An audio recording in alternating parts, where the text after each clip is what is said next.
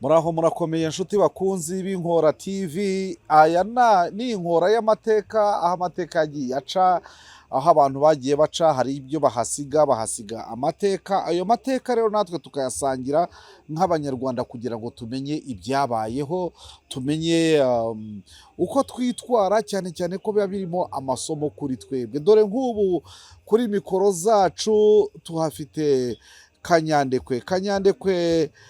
Ni mu nyemerere rero muri aka kanya mu nkora y'amateka, noneho tugere ku musozi witwa Kigali. Mo Kigali iyo Abanyarwanda bayivuga, cyane cyane abo hambere, wumva ari nko kuvuga Yeruzalemu, wumva ari nko kuvuga Gorogota, wumva ari nko kuvuga Getsimani, wumva ari nko kuvuga iyo Maka, wumva ari nko kuvuga iyo misozi yose mitagatifu.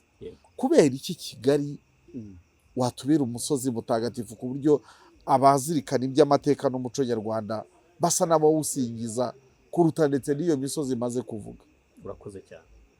Kigali ni umusozi ukomeye cyane mu mateka y'u Rwanda. Icya mbere ni nawo murwa w'u Rwanda, kandi ni umurwa w'u Rwanda kuva kera cyane, kuva ku ngoma ya Cyilima Rugwe. Hanyuma kugira ngo tubyumve neza, nuko ku ngoma ya Cyilima Rujugira habayeho ba Cyilima babiri, ari Cyilima Rugwe na Cyilima Rujugira. Ku ngoma ya Cyilima Rujugira habaye urubanza rw'abasizi, habaye urubanza rwo kuvuga ngo ni uwuhe murwa uruta iyindi. Iyo buri gihe habaga urubanza mu mateka, ikibazo urubanza mu mateka bavuga bati ni iki ngiki, iki n'iki, noneho kugira ngo bemeze ubu ngubu basigaye babaza Google. Yego. Kera rero babazaga abasizi bati mwebwe, kuko n'icyo gihe nibo babikaga amateka y'u Rwanda, bakayabika mu bisigo byitwaga impakanizi. Bahamagaye abasizi rero barababaza ngo ni uwuhe murwa w'u Rwanda. Hanyuma haba kuburanisha rero imirwa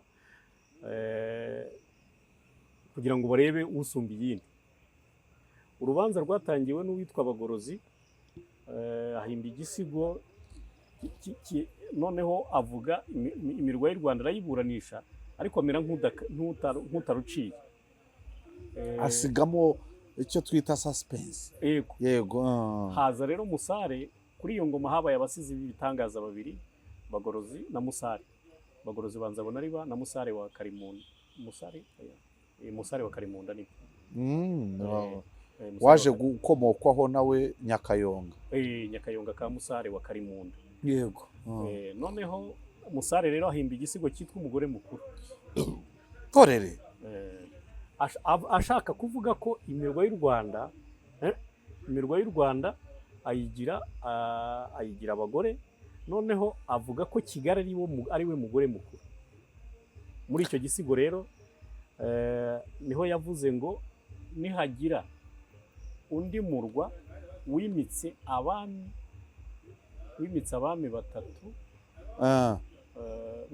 batatu icyarimwe igihe kimwe, uzazubura.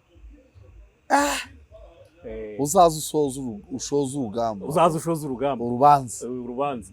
Kuko nyine ashaka kuvuga ko Kigali niyo yerekanye abami, kuko niho Cyilima Rugwe yari atuye, ahimikira Kigeli Mukobanya umuhungu we, ahimikira na Mibambwe wa mbere Sekarongoro Mutabazi. Sekarongoro ni hariya nawe yagize umurwa hariya cyane rwose. Urabona uzamutse uyu muhanda bita wa Norvège, aho ngaho rero aho ugeze, nagira ngo abantu batagwa mu moshya cyangwa se batagwa mu bishuko byo kwitwa umurwa w'u Rwanda wa Kigali n'uyu murwa tubona. Bakaba bashyiramo na za Kimihurura na Kacyiru na za Kimironko gutyo. Ubundi Kigali turimo kuvuga ubu ni iyihe? Kigali ni uyu musozi muremure ushorera kuri Nyabarongo. Yego. Nabyo hari impamvu. Ubwo waruvuze, yego, nayo uraza kuitubwira. Waruvuze ngo Norvège. Aha ngaha nyine hazwi kuri iryo zina, bahise iryo zina. Ni ukuvuga uzamukiye hano kuri Ruriba ukazamuka ukagera hejuru mbere y'uko umanuka ku kiraro cya Nyabarongo Ruriba hari umuhanda uzamuka. Yego, urazamuka Karama, uriya musozi witwa Karama, noneho urawuzamuka rero wagera hejuru. Hari ubwo wasanga Karama nabyo bifite impamvu cyane, nabyo bifite tubose turahera he tugeze. nabyo bifite impamvu inakomeye cyane, reka inakomeye cyane. Noneho wagera hejuru rero, mbere y'uko utangira kumanuka, yego, uzakebuka iburyo bwawe uzahabona ikigabiro, hanyuma n'ibumoso kirahari. Ariko icy'ibumoso kubera baragitemye cyane ni gatoya, ariko icy'iburyo cyo kiracyayumbije. Noneho no hepfo rero hari ikindi, ariko nacyo cyarangiritse, baracyangije. Hariya rero n'ubu ngubu hitwa mu Ruhango, hitwa mu Ruhango rwa Kigali. Ruhango rero naryo ni izina rikomeye cyane, kuko Ruhango ni aka Rubanda ka Cyilima na Mibambwe. Yego, ubwo se na Ruhango iyi ngiyi tuzi nabyo ni uko cyane rwose, habaye Mibambwe Gisanura. N'ahantu hose tumva ngo ni mu Ruhango, ahantu wumva hitwa mu Ruhango, yego yego, haba haratuye umwami witwa Mibambwe cyangwa haratuye umwami witwa Cyilima. Yego. Kubera ko ku Gisozi hatuye Cyilima Rujugira. Yego, uzi ko hariyo Ruhango koko? Hariyo Ruhango, haruguru y'urwibutso gato ahagana mu kantu k'akabaya, mu kibaya bahita mu Ruhango. Mu Ruhango rwa Kigali, mu Ruhango rwa Gisozi hakaba n'Uruhango rwa Kigali, hakaba n'Uruhango rwa Mutakara, ari narwo rwaje kwitirirwa n'akarere. Yego, buriya hari n'Uruhango rwa Remera Rukoma, kuko hatuye Mibambwe Sentabyo. Ni ukuvuga ngo ahantu hose hatuye Mibambwe, hatuye Cyilima, hari n'iryo zina rya Ruhango. Yego.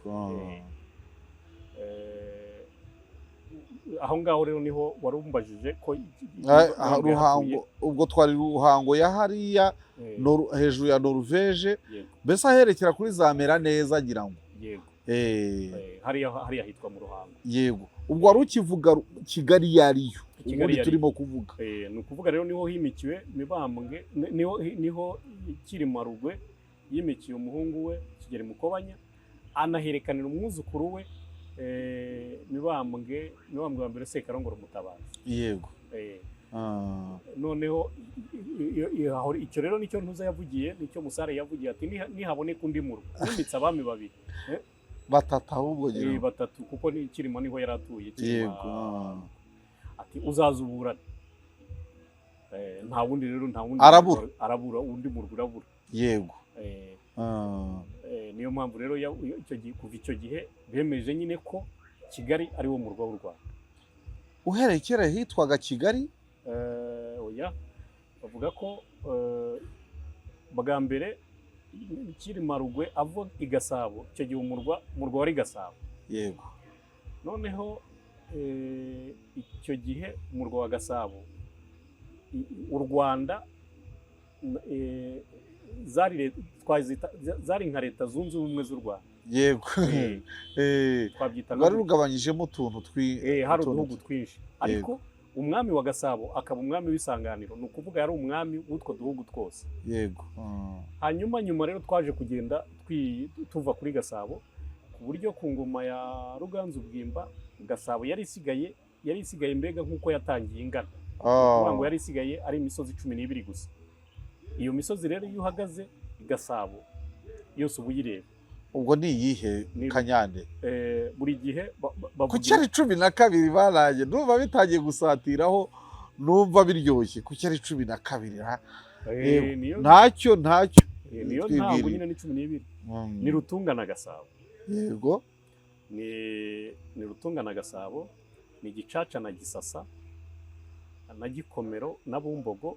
Iyo ni imisozi 6 iri hakuno ya Muhazi, n'indi 6 iri hakurya ya Muhazi. Indi 6 iri hakurya ya Muhazi ni Nyanza na Nyansenge, ni Rwesero na Kanyogote, ni Kayanga na Karagari. Iyo niyo Gasabo. Niyo Gasabo ishorera kuri Muhazi. Yego, ntabwo ari Muhazi, ni Muhazi. Muharuraruhu, Mudendezi. Yego, nk'uko umusizi yabivuze. rero aho ngaho tutaragira kuki bagenda bafatanya kabiri ni uburyo bwo kuryoshya imvugo cyangwa ni uburyo igenda ihereranye? Iyo misozi bihereranye. Ikindi kubera ko imisozi y'u Rwanda iritirana. Yego. Iyo utavuze Nyanza ya Nyansenge, Nyanza na Nyansenge, yego, ushobora kugira ngo ni ushobora Nyanza na Rwabicu na Rwabicumi, ibintu Nyanza ya Mwima na Mushirarungu, ya Mwima na Mushirarungu, Nyanza ya Kicukiro, yego, Nyanza hari Nyanza nyinshi, yego, nibyo. Ariko akenshi bakundaga kuvuga umusozi bagahita bawushyira ku wundi byegeranye. Sure, nibyo. Twari tukivuga kuri Gasabo, noneho icyo gihe rero Cyilima Rugwe asigaranye aho ngaho nibwo yasabye umwami w'Ubugesera, amwibutsa isano bari bafitanye, arangije amusaba Kigali. Amusabye Kigali arayimuha. Na amateka maremare utaha tuzakoraho ikiganiro. Ayimuha Pacifico nta ndwano cyane. Yego, aramugabira. Kigali yabonetse inshuro ebyiri, buri gihe iboneka nta ndwano zibaye. Turaza na nyuma yaje kongera kuboneka gutyo, arayimuha, amuha Kigali. Amaze kumuha Kigali, noneho agarura Uburiza, agaruye Uburiza arongera agarura na Nduga. Amaze kugarura na Nduga aravuga ngo igihugu kirongeye kibaye Kigali. Yego.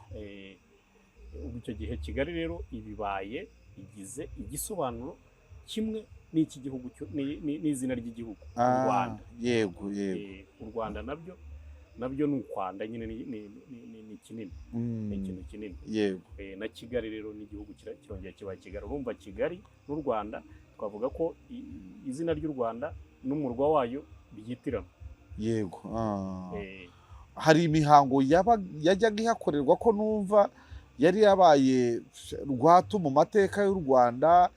Ni iki kigaragaza ko Kigali ari Kigali koko, ko ari umusozi abantu bakwiye kwitaho ubudahangarwa bwawo? Yego. Kigali yaberagaho, waruvuze niba hari imihango yawuberagaho. Icya mbere mu mateka, mu migani ya kera bavuga ko Kigali ariho Imana yajyaga iza guhurira n'Abanyarwanda. Mu mateka ngucira umugani, bavuga ko kuri mu Kigali Imana yirirwaga ahandi igataha i Rwanda, by'umwihariko ikarara ku musozi wa Kigali. Yego. Icyo ni kimwe. Icya kabiri, Kigali niho amazi yaturutse hafi mu bice byose by'u Rwanda ahurira. Wigeze gusitara ku kantu uravuga ngo hashotse kuri Nyabarongo, uti nabyo bifite igisobanuro cyabyo? Nicyo washakaga kuvuga? Nicyo nashakaga kuvuga. Yego. Ko imigezi yaturutse hafi igihugu cyose cy'u Rwanda ihurira kuri Kigali. Mwogo ikaza kuba Nyabarongo yahuye na Mbirurume na Rukarara, ikaza guhura n'umugezi wavuye muri Muhanga witwa, ndaza kuryibuka, n'uwaturutse mu majyaruguru w'Abakokwe, n'uwaturutse muri Burera na Ruhondo, na za Muhazi zose. Mukungwa ikaza igahura na Nyabugogo yavuye muri Muhazi, n'undi mugezi wavuye za Gicumbi, za Cyamutara ruguru. bikaza byabyaye Nyabarongo nayo ikaza guhura n'Akanyaru ka Sakumye, utugezi twose two mu majyepfo, urumva bihurira kuri mu Kigali. Nk'uko rero amaraso ava mu bice byose by'umubiri agahurira mu mutima, niko Abanyarwanda babonaga ko amazi yaturutse hafi ibice byose by'igihugu akaza guhurira kuri mu Kigali. Niyo mpamvu ariho bazaga gusabira umutima. Niho mpamvu ariko bahita ku mutima w'u Rwanda. Bahita ku mutima w'u Rwanda. Kuko nyine ni ahantu hahuriye amazi yaturutse hafi ibice byose by'igihugu. Nk'uko amaraso ava mu bice byose by'umubiri agahurira mu mutima. Yego. Mbwira, reka tugere nko mu gihe cy'ubukoroni.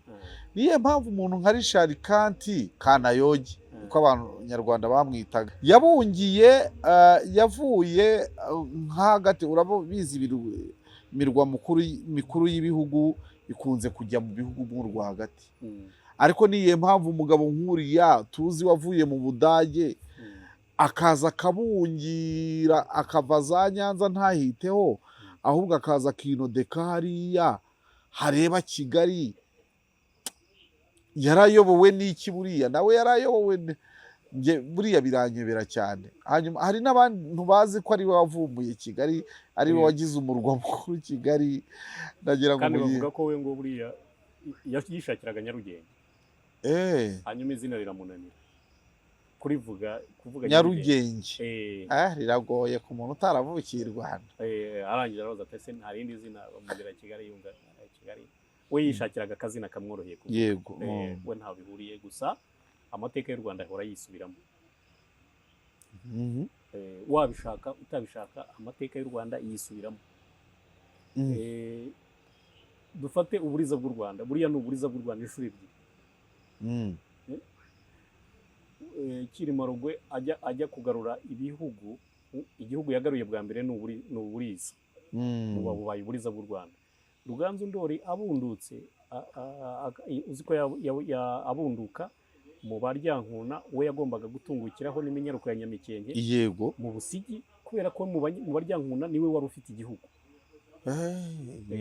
Yarutaga abandi Baryankuna kuko yabarushaga, we yari afite agahugu kitwa Ubusigi. Igihugu rero iyo uhagaze mu Busigi nta kindi gihugu wagarura, ikiri imbere yawe ni uburiza. Ni uburiza nanone. Bukaba uburiza bw'u Rwanda ubugira inshuro ebyiri. Nari nkubwiye kare ko Cyilima Rugwe yasabye umwami w'Ubugesera umusozi wa Kigali, arawumuha, ntabwo yigeze awurwanira. Kigeli Nyamuheshera nawe yagaruye ibindi bihugu, Kigali irasigara, ni ukuvuga Ubwanacyambwe burasigara. Hanyuma muri icyo gihe Ndorwa itera Gisaka, igiteye aza gutabaza Kigeli Nyamuheshera. Amutabaje aramubwira ati nta kibazo, ndaguha ingabo zize zikurwanire nkugarurire igihugu bari bakimwambuye. Ndorwa yari yafashe Gisaka. Aramubwira ati nta kibazo, ndaza Gisaka nkikugarurire, ariko nanjye uransubiza Ubwanacyambwe. Undi ati nta kibazo. Aragenda arwanya Indorwa, arayitsinda, ayisubiza aho yateye ituruka, arongera amusubiza Kigali, nanone igaruka inshuro ebyiri. Nta mirwano yibereye. Yego. Niyo mpamvu rero nari nkubwiye mu kanya ko amateka y'u Rwanda yisubiramo. Kigali ko numva ibaye umurwa w'amahoro se koko wamugana. Ni umurwa ukomeye. Ni umurwa w'amahoro. Ndifuza hari ijambo, hari izina nigeze kumva ngo Rwezangoro. Ndagira ngo ridusobanurire, unatubwira aho ryaba rihuriranamo Kigali cyangwa se umusozi wa Kigali. Habaga umuhango bitaga inzira y'ishora. Inzira y'ishora rero, amazi bakoreshaga muri iyo nzira y'ishora, bavuga ngo bakoreshaga amazi yo mu mariba ya Rwezangoro.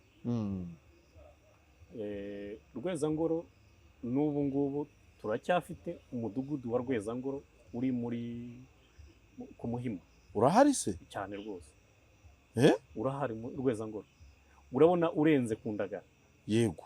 Uzakomeze ugende utaragera ku kiraro. Ukebuka gutya iburyo bwawe uzahabona akapa ka Rwezangoro. Hanyuma ko kapa Kanyande ko ntarakabona. Ni ukuri karahari. Mbega uburangare. Kari hafi y'umuhanda. Cyane kari hafi y'umuhanda. Kanditseho Rwezangoro. Noneho nanone hepfo y'ako kapa hari iriba.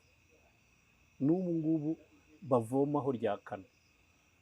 Iryo riba ni ryo riba rya Rwezangoro. Yego. Tukaba twararyeretswe turi mu bushakashatsi yewe na Faida. Twarigeretswe n'umukecuru utuye hariya ku Muhima, bamuhimbaga niko iyo mwahuraga yarakubwiraga ngo uraho nyakurongorera ijoro. Nyakurongorera ijoro. Waba uri umukobwa akakubwira ngo uraho nyakurongorera ijoro. Ubwo bivuze iki? Nyine niyo ndamukanyo ye. Niyo ndamukanyo ye. Uburyo rero nawe niko bamwitaga. Ni nyakurongorera ijoro. Rero yitahiye muri Covid. Nta kiriho mbese. Nari mbonye iboro. Niwe rero watweretse iryo riba. Mwaba hari amashusho ye mwasigaranye? Ifoto ye turayifite. Yego. Hanyuma uwo mukecuru rero niwe watweretse iryo riba. Atubwira ko ati turamubaza tutese hari ikimenyetso cyari gihari cyari gihari kibigaragaza. Noneho arangije atubwira ko cyari gihari ariko bagitemye muri 92. 92? Icyo igiti cyari gihari bagitemye muri 92. Noneho icyo giti akitubwira icyo gihe navuga ko nari ntarakora ubushakashatsi, hari ubushakashatsi nari ntarageraho. Yatubwiye ko icyo giti cyitwa umuguruka.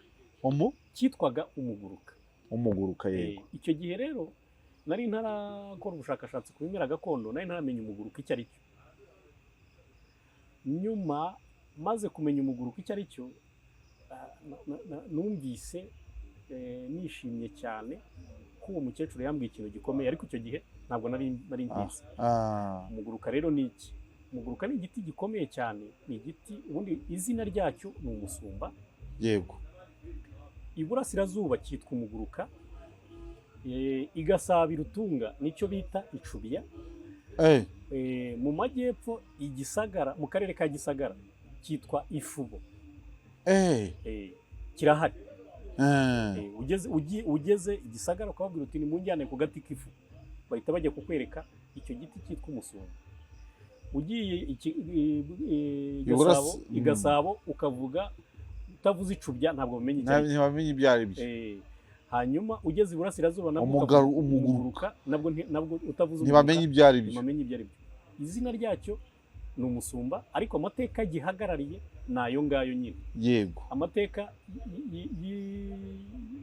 yo mu majyepfo y'Igisagara ni ifubo, mu mateka y'Igasabo ni icubya ry'abanzi b'u Rwanda. Hanyuma iburasirazuba ni umuguruka wa Nkurumbi. Umuguruka wa Nkurumbi? Wa Nkurumbi. Ni ukuvuga niho aho Ruganzu Bwimba yabereye umutabazi, niho bateye icyo giti cy'umuguruka bahita ku muguruka wa Nkurumbi. Ariko bana yaje. Yego. Gasabo cyagiye ibihugu bine bitera u Rwanda rukabitsinda, hakozwe umuhango wo gucubya abanzi b'u Rwanda, batera icyo ngicyo cyitwa icubya kiri Gasabo. Hanyuma icyo cyo mu majyepfo, iyo ukurikiye amateka usanga ariho Ruganzu Ndori yiciye Nyaruzi, ahatera Rwaharamanga. Nyaruzi Rwaharamanga, bahatera ifubo nyine naho bamufubye. Yego data, ni uguhamba.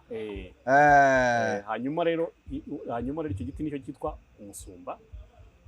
Umusumba rero kikaba ari nacyo muri wa muhango wa Rwezangoro, umwami ubwe yafataga igicuba cyaramvuwe mu giti cy'umusumba akajya kuhira inka. Kugira ngo u Rwanda rube umusumba, inka z'u Rwanda zibe umusumba, n'abanyarwanda baba umusumba. Yego, dusumba amahanga. Birimo kugenda bigana aho umuntu yigeze kumbwira ko ubwoko bw'abanyarwanda ari nabwo bwakwiriye amahanga yose, ari nabwo busumba andi moko. Ibi bintu nyamara tubyumva nk'imigani, dushobora kuzabyumva tukabyumva koko. Hanyuma rero Rwezangoro ibaya, ariko ayo mariba rero ya Rwezangoro. Yego. Ubundi bavuga ko yari ane. Rimwe ni iryo ngiryo riri hafi y'ikiraro, irindi riri hariya neza hubatswe ibagiro. Yego. Irindi riri hariya ku giti cy'inyoni, irindi bavuga ko ryari mu Gasyata. Yego. Yari amariba ane. Ariko ku giti cy'inyoni riracyariho, munsi y'ibuye rihetse irindi cyane rwose riracyahari. Yego. N'iryo ryo ku kiraro naryo rirahari. Iryo mu Gasyata niryo tutazi aho riri, n'iryo mu ibagiro nyine urabyumva nawe ko bashyize ibagiro ahari hashinzwe gutuma inka z'u Rwanda zororoka.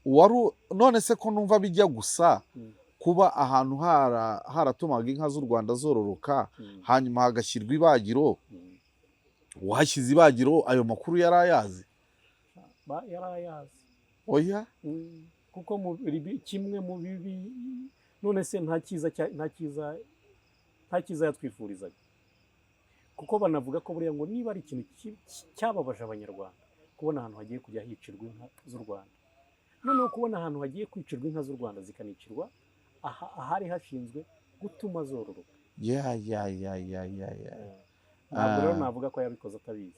Birashoboka ko ari bwa buryo bwo gucubya itangiriro, kuko umuntu yarambwiye ati ko bajya bavuga ngo gutegeka kwa kabiri gutegeka kwa mbere kubaho, avuga ko gushobora kuba kuri mu ibanze ahangaha mu Rwanda. Ibyo reka tubitaruke. Tukiri mu nkora y'amakuru cyangwa se inkora y'amateka y'u Rwanda, mbibutse ko iyi ari televiziyo. Iyi nkora ni inkora y'ayo mateka, ni inkora y'uduce tw'u Rwanda, ni inkora y'abantu babaye ibyatwa mu Rwanda, kandi dukwiye gukomeza guterekera.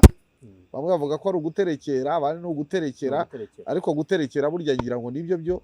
Tukiri mu nkora y'ayo mateka, turacyari mu misozi ya Kigali. Abato, abakuru bamwe bifuza kumenya inkomoko y'aya mazina.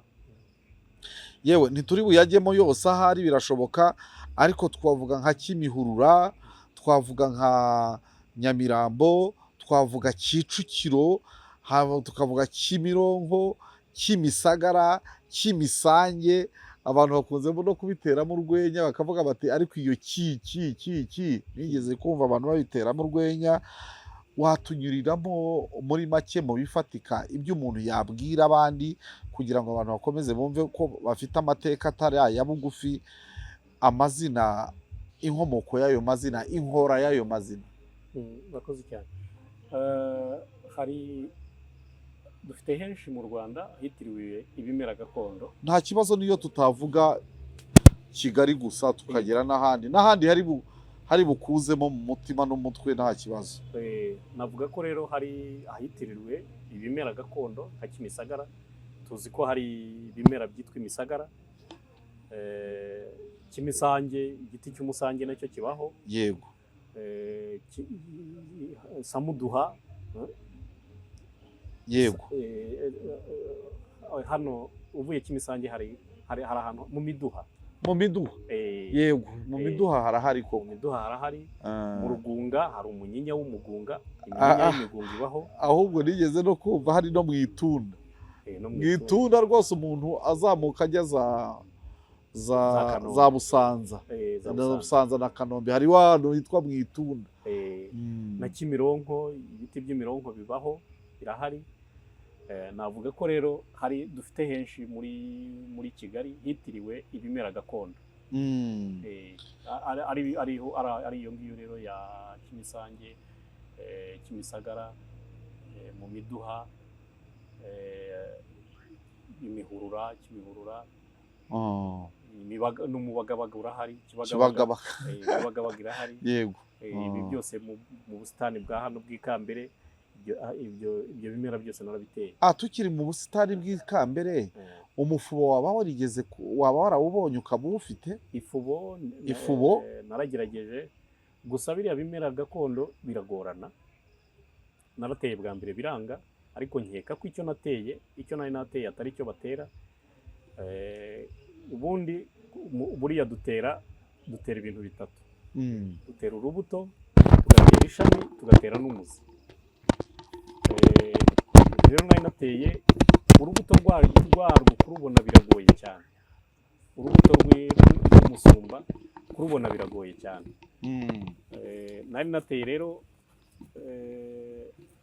kimwe muri ibyo ngibyo. Ubu ndiho ndagerageza kuzatera ibindi kugira ngo ndebe ko bizakunda.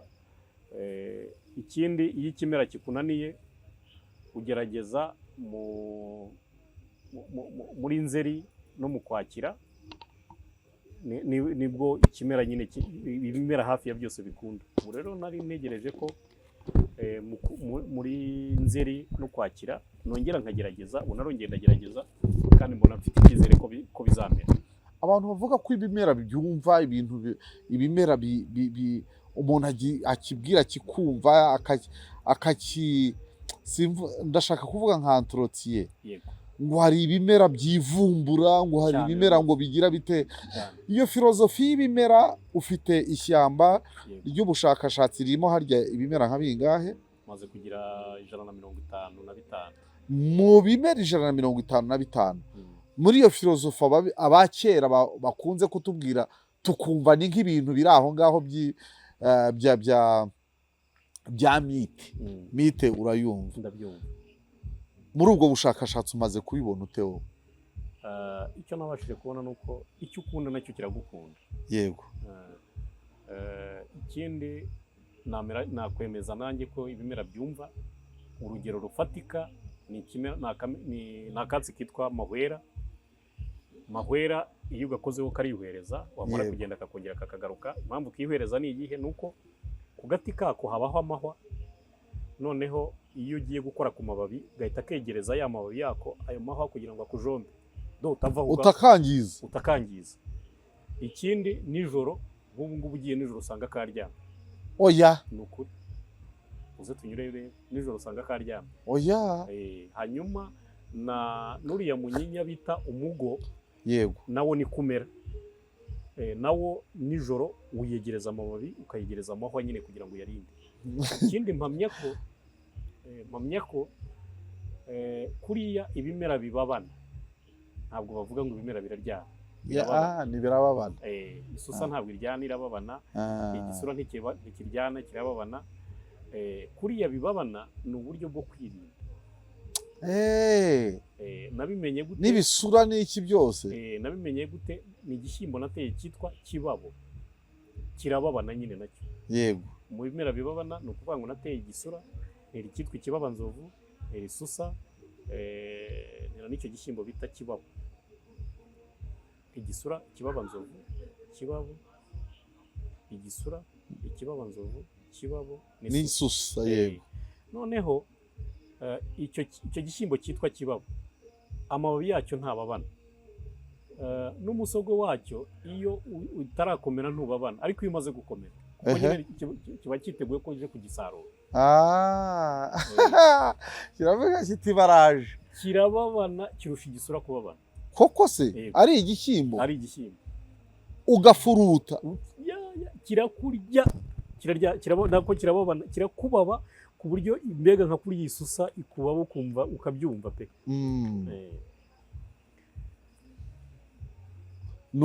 Twavugaga kukumva kw'ibimera n'imihango yo kubitera birumvikana. Niyo mpamvu rero ni ukuvuga niba kirinda, nicyo ni ikimenyetso cy'uko cyumva. Yego. Gifite ubuzima. Hari akandi abana bajyaga bakumaho bati bakuma amashyi ngo bumba bumba ngoma abakwe baraje kakabumba. Kakabumba. Icyo rero ni ikimenyetso cy'uko ibimera nabyo byumva. Yego. No mu ndimi z'amahanga kariya bakita ngo ni reserve sensible, kariya ka mahwera. Yego. Kanyande, umaze iminsi mu bushakashatsi, twanagushimira, ariko noneho hari ibintu bigenda byangirika mu gihugu, ukabona inkora irimo ubu uravugana na Inkora TV, ariko hari ibigenda byangirika ukabona inkora zabyo ziragenda zisibangana. Maze iminsi nganira n'abasaza benshi bavuga bati dore hariya habaga iki n'iki, hariya hakaba iki n'iki, inzu za mbere muri Kigali zarasenyutse, imihanda ya mbere muri Kigali hari ukuntu nyine bitagenda bimera neza, hari ibyo biti nibura ibitagihari, nibura ku buryo bishobora guhingwa bakavuga bati dore icyatumye ahantu hitwa hatya. Mbese inkora kenshi z'amateka zirimo gusibangana. Uravuga iki ko ijwi ryanyu rigera kure ku buryo na leta ishobora no kubyitaho n'abantu bakabyitaho, bikazasiga inkora mu matwi y'abana bacu, bakazagenda bamenya aho igihugu cyavuye? Angire, murakoze cyane. Waruvuze rero gutabariza amateka, cyane cyane n'ibimenyetso ndangamateka, kuko iyo kiriya kimenyetso ndangamateka kibuze, n'aya mateka kuyavuga udafite icyo yavugiraho ikimenyetso gifatika, bisa naho biba bitacyuzuye. Reka dufate urugero rw'umuhango waberaga ku Muganzacyaro. Ari nirinze kubaza rwose, n'igiti cy'umuganzacyaro ni iki? Ni ikimenyetso gifatika kandi gikomeye. Umuganzacyaro twagize amahirwe kiracyahari, ariko ubundi byari ibiti bine. Ibyo biti bine ubu ngubu hasigaye bibiri byonyine. Hasigaye umuganzacyaro n'icyitwa umuganashya. Ubundi byari ibiti ni ibiti bateye ari bine nyine bakoresheje muri uwo muhango w'umuganzacyaro. Ni nk'umuganzamahanga, ni ahantu hatsindiwe abanyoro bahakorera umuhango wo kuhatera ibyo biti bine. Bateye rero babikoresheje ni ikintu kimeze nk'urugo rwa kinyarwanda. Hano bahatera umuganzacyaro kuri aka gasozi nyine ka muganzacyaro. Ku musozi wo hakurya bahatera umuganashya, hirya yaho bahatera umwamira, ku wundi musozi bahatera umunzenzi. Basa n'ababikoresheje ikintu kimeze nk'urugo. Buri giti kivuga iki rero? Umuganzacyaro, icyaro ni amahanga. Ni amahanga, yego. Umuganzamahanga. Umuganashya nawe urabyumva nyine, kugana ishya, kugana amahoro, umutekano, ituze. Umuganashya kiracyahari. Umwamira najyanye n'abasaza bakomoka muri ako gace, turagenda turawushaka turawubura. Dusanga aho cyari kiri barahahinze nyine, barakirimbuye. Ariko ngira amahirwe abo basaza bari bakizi, bajya kukinyereka ahandi. Umuntu arakizanye nacyo naragiteye. Mwakibonye? Twakibonye hafi mbere hari undi wari warakinyeretse kuko nari narakiyobewe. Umusaza wo ku Gisagara witwa François wari warakinyeretse. We twari twaragiye kugikura i Nyamata niho yari yarakindangiye. Turagenda turanacyakura, turakizana, turagitera, cyanga kumera. Noneho nganiriye n'abasaza ba hano ku Muganzacyaro, mbabaza umwamira, nabo bajya kunyereka ahandi imyamira iri muri ako gace. Icyo ngicyo cy'umwamira cyari kiri. Usanga birasa n'iby'inyamata cyane, birasa. Noneho ubu rero nazanye ingemwe, ndaza ndazitera. Ubu mfite icyizere ko iyo nkurikije uko kimeze, mfite icyizere ko bizafata. Hanyuma no munzenze hariya ntawe ugihari, nawe nagiye kuwushaka i Nyamata. Ubu nawe narawuteye. Umwamira umuntu agerekereje yakumva ibyo ari byo, kwamira abanzi, kubahuga, kugira gute. Ariko umunzenze wo ndakurahiye sinumva ibyo ari. Umunzenze uvamo inkoni nziza cyane. Yego. Nuko nibagaruka tuzabakubita. Hari ababyeyi bitwa ba Munzenze, ngira ngo Munzenze wa Kayitsinga. Ngira ngo murumva ko abanyarwanda batapfaga no kwita gusa, bitaga bitewe n'inkora y'amateka yabo. Abakurikiye Inkora TV ndabashimiye, kandi dukomeze dushimire abantu bacu bakomeje kuzirikana inkora y'amateka yacu. Jya muri YouTube yawe wandikemo Inkora TV, urahita ukubitana n'Inkora TV, hanyuma ukore subscribe, ukore share, uduhe n'ibitekerezo kuri ibi biganiro. Ariko nanone dufatanye dushimire Kanyandekwe utugejeho iki kiganiro. Wakoze cyane. N'ubutaha nyamunani tugira dutya tukanamiza tukaguhamagara, uzatube hafi. Ukuri nzabita abantu ubwuzu n'ubwira. Ni ukuri ndagushimiye cyane.